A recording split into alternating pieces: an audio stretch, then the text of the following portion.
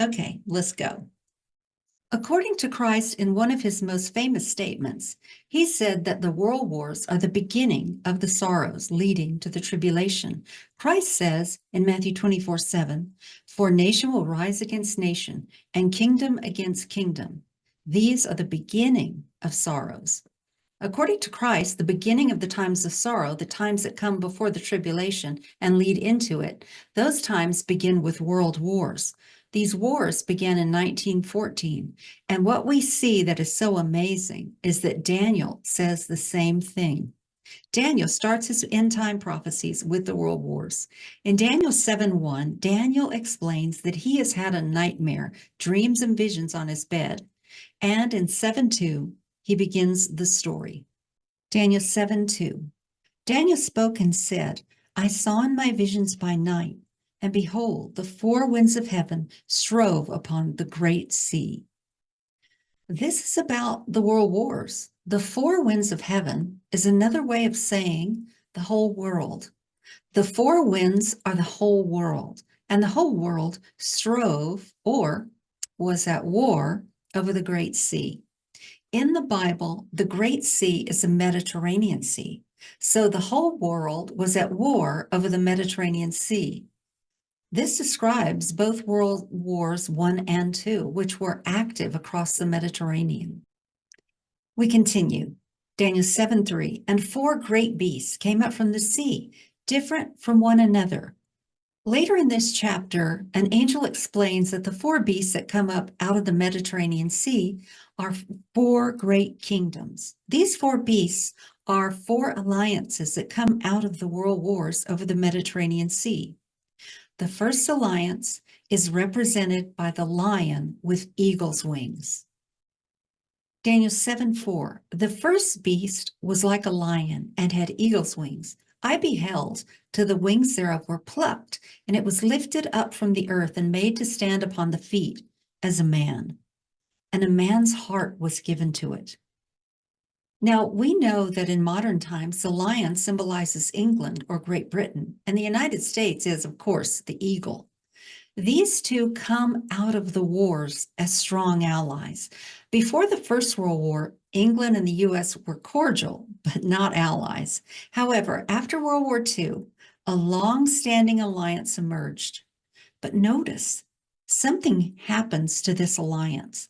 The eagle's wings are plucked off of the lion, and something seemingly catastrophic happens to the eagle's wings.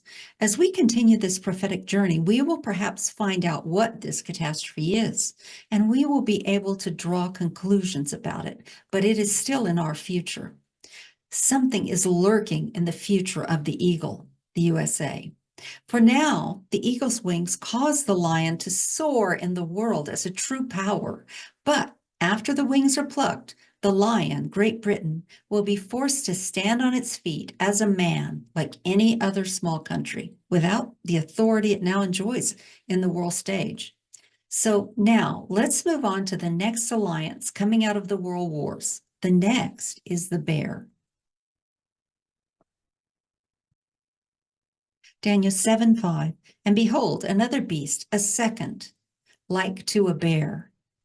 And it raised itself up on one side, and it had three ribs in the mouth of it, between the teeth of it. And they said unto it, Arise, devour much flesh."